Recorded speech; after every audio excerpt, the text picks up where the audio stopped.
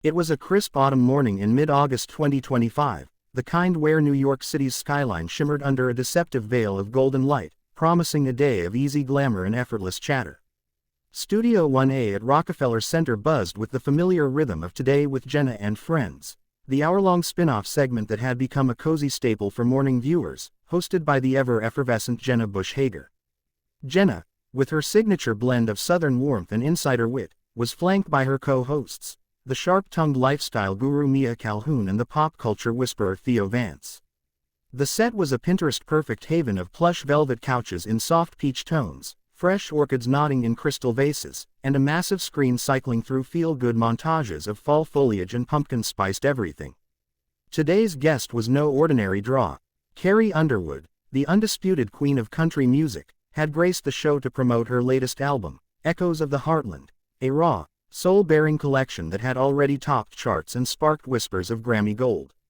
At 42, Carrie was at the pinnacle of her career, a Nashville powerhouse with a voice like thunder wrapped in velvet, a fitness empire under her belt, and a family life that seemed ripped from a Hallmark card.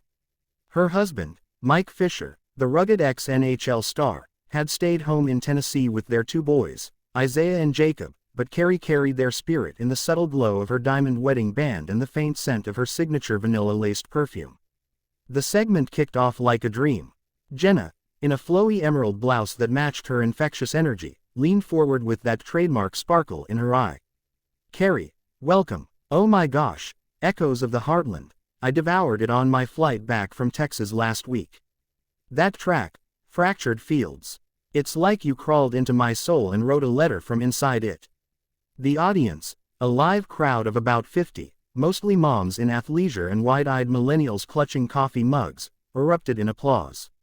Carrie, poised in a tailored denim jacket over a simple white tee, flashed her megawatt smile, the one that had launched 1,000 magazine covers.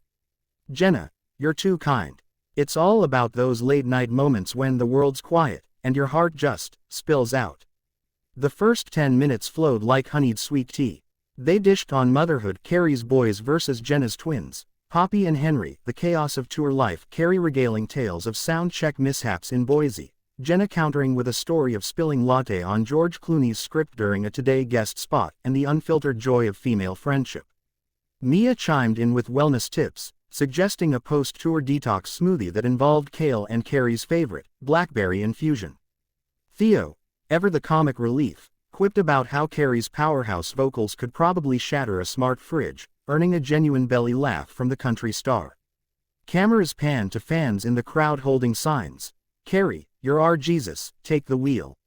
The vibe was electric, intimate, the kind of TV magic that made viewers hit pause on their commutes just to feel a part of it. But beneath the surface polish, fault lines were forming, subtle at first, like cracks in fine china. It started innocently enough during the transition to the Real Talk segment, where Jenna's team loved to pivot from fluff to fire. The prompt, "Women in Music. Breaking Barriers Are Still Battling the Boys Club." Carrie, fresh off a headline-making feud with a male producer who dismissed her input on a collab track, leaned into it with passion.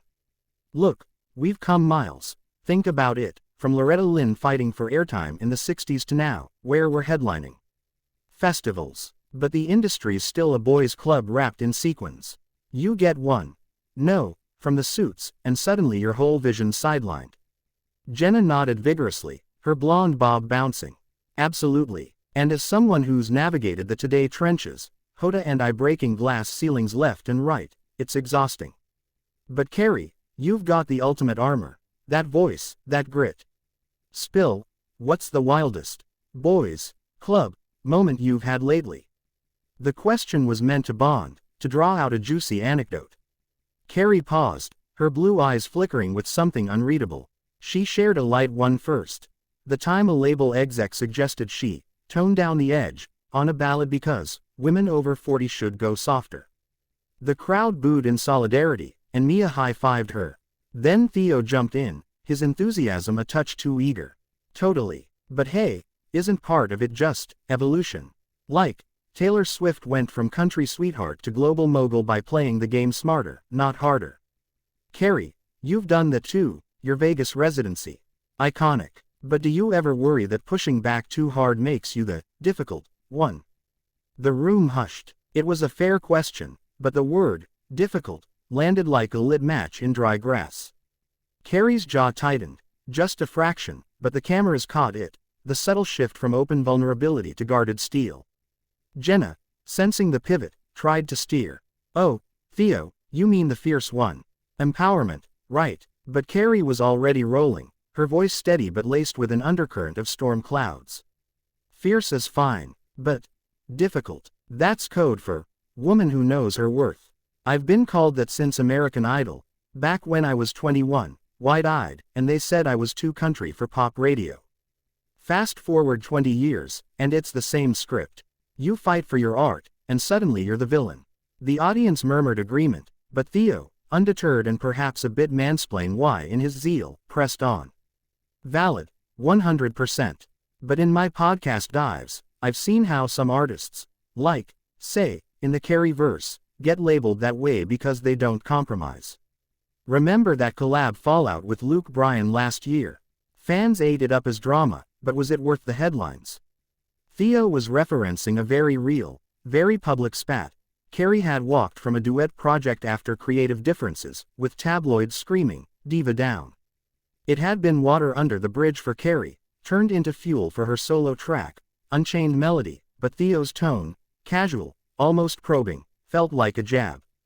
Carrie's laugh was sharp, devoid of humor. Luke and I, that's ancient history. We talked it out over brisket in Nashville. But let's not pretend this is about one collab.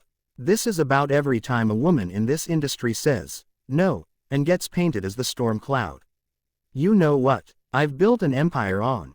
Yes, yes to my fans, yes to my family, yes to the music that keeps me up at night. But no to being anyone's punchline. Jenna interjected, her smile a touch strained now, the producer's light in her earpiece flashing urgently. Carrie, preach. We're all about that unapologetic energy here. Mia, what's your take on owning your no in wellness world? Mia started to respond.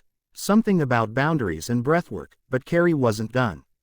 The air thickened, the studio lights suddenly feeling too hot, too exposing. Actually, Jenna, can I say something? This segment, real talk, it's great, but it always circles back to us justifying our fire. Why isn't the question, how do we burn brighter without apology? Why does it have to be, but aren't you just difficult?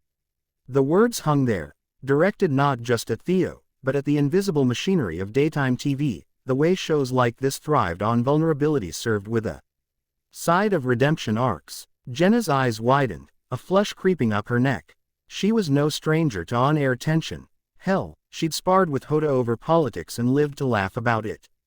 But this felt personal, like Carrie was calling out the format itself. Carrie, I hear you, loud and clear. And honestly, as hosts, we're in the hot seat too. We push because we care, but maybe we're pushing too hard today. Theo shifted uncomfortably, mumbling, hey, no shade intended, just sparking convo. But the spark had ignited. The audience, sensing the shift, went pin drop quiet, phones discreetly angling for illicit clips. Mia, bless her, tried to bridge. Let's flip it, Carrie, what's one? Yes, you're screaming right now from that album. Carrie met her gaze, softening for a beat. Yes to healing. Yes to walking away from what dims you. It was poetic, profound, and a veiled exit line. Then it cracked wide open. Jenna, ever the fixer, leaned in with what she thought was empathy, walking away, like from that idle pressure. Or something closer, like, she hesitated, but the words tumbled out, fueled by a half-remembered green room chat earlier that morning. Like the whispers about your team pressuring you post-baby weight. Girl, we've all been there. The studio gasped. It was an innocent misstep, a nod to body positivity arcs Jenna had championed on the show, but it landed like a grenade. Carrie's face drained of color, her hands clenching the armrest. Those whispers weren't whispers, they were vicious tabloid fodder from years ago, after Jacob's birth, when postpartum scrutiny had her dodging paparazzi and therapy sessions. She'd risen above it, turning pain into her fitness line Kalia, but hearing it aired live, casual as coffee talk, felt like betrayal. Jenna, she said, voice low and lethal, That's not your story to tell. Not here. Not like this. Jenna's hand flew to her mouth, horror dawning. Oh, Carrie, I'm so sorry. That was out of line. I thought. But the damage was seismic. The co-hosts froze. Producers scrambled behind the glass, cutting to commercial in their minds while the feed rolled on, merciless. Carrie stood, her 5 feet 3 inches frame suddenly towering with quiet fury. You know, I came here to celebrate music, not relitigate my scars. Ladies, and Theo, thanks for the chat. But I'm done. She didn't yell. She didn't slam doors. She simply turned, heels clicking like metronome beats on the polished floor, and walked off stage left. The audience erupted in a mix of stunned silence and sympathetic cheers, one fan calling out, "We love you, Carrie." Backstage was pandemonium. Carrie's publicist, a no-nonsense Texan named Lila, was already on damage control, phone glued to her ear as she ushered Carrie into the green room. "Breathe, darlin'. We've got this." Carrie sank onto the couch, head in hands, the adrenaline crash hitting like a wave. Tears. None. Just a bone-deep weariness. "Lila, why do they always dig for the wound? I just wanted to talk songs." Lila poured her a ginger ale, Carrie's tour ritual, and fired off texts. Apology incoming from NBC. Spin it as authentic moment. But Carrie waved it off. No spin. Let it be. Meanwhile, in the control booth, Jenna was a whirlwind of regret. Cut the feed. Now. She barked, though it was too late. The segment had aired live to millions. Hoda Kotb, watching from the main Today desk, texted immediately, "What happened? You okay?" Jenna paced, replaying the fumble in her head. Theo slunk away to his dressing room, muttering about miscommunications, while Mia mediated with the crew. Jenna cornered the executive producer, Tom, a grizzled vet with a soft spot for her. "Tom, that was my bad. I crossed a line. Personal, unvetted. We need to reach out. Flowers, call, something real. Word, spread like wildfire." By the first commercial break, #CarrieWalks was trending on X, fans flooding with support. Queens don't dim their light for clowns. #Team Carrie, countered by the inevitable trolls. Diva alert, can't handle real talk. Clips hit TikTok within minutes, remixed with dramatic audio from Dramatic Chipmunk to the Notebook rain scenes. TMZ pounced, their headline screaming, "Carrie Underwood bolts from Today after body shame bombshell." Entertainment Tonight looped the exit footage, analysts debating if it was brave boundary setting or premature meltdown. Carrie, ever the pro, didn't hole up. After a quick call to Mike, "Babe, it's fine. Just TV drama," she slipped out the side exit, dodging the gathering paps with Lila's expert evasion. Her driver, a stoic guy named Earl, whisked her to a waiting black SUV, bound for a low-key brunch spot in the village. But the story didn't end there. Oh no, this was Carrie Underwood. By noon, she'd posted on Instagram a simple black and white photo of her in a Nashville studio, mid-note, captioned, "When the mic drops, pick it back up. Grateful for the music that heals. More soon." Heartbreak right arrow red heart #echoes of the Heartland. It racked up 2 million likes in an hour, fans dissecting the subtext like biblical scholars. Jenna, meanwhile, went on air for the next segment with red-rimmed eyes but steel resolve. "Folks, earlier, we had a moment. Real talk got too real, and I owe Carrie, and all of you, an apology. Boundaries matter, especially for women who've fought harder than most. Carrie, if you're watching, I'm sorry. Doors open for coffee, collabs, whatever. You're a force." The vulnerability landed. Viewers flooded the show's hotline with calls of support for both. Hoda hugged her on set later, whispering, "Own it, that's why we love you." The aftermath unfolded in waves.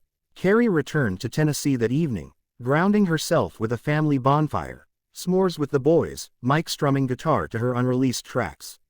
But the industry buzzed. Nashville insiders whispered of a potential Today boycott, while others praised Carrie's poise. She didn't explode, she elevated.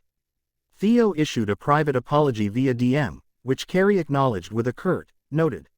Mia sent a care package, custom essential oils labeled, "Fierce," and "Forgive," and got a thank you call in return. A week later, the olive branch extended. Jenna flew solo to Nashville for an unscripted sit-down at Carrie's farm, not for cameras but for closure. They talked for hours on the porch swing, iced tea sweating in the humidity, fireflies flickering like hesitant apologies. Carrie opened up about the postpartum scars, not as wounds but as warrior marks.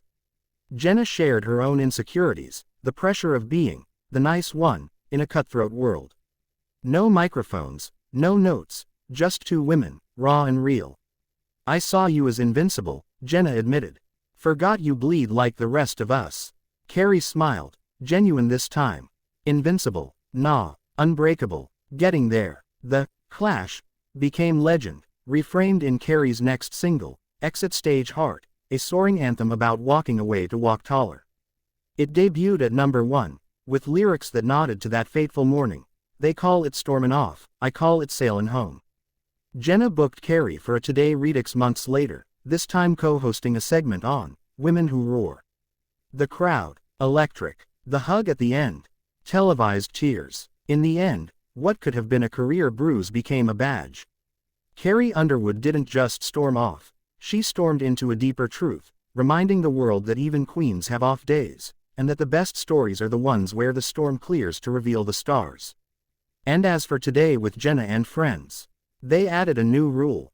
Real talk, yes. But always with consent. Because in the glare of the lights, the real explosion is the one that builds you back stronger.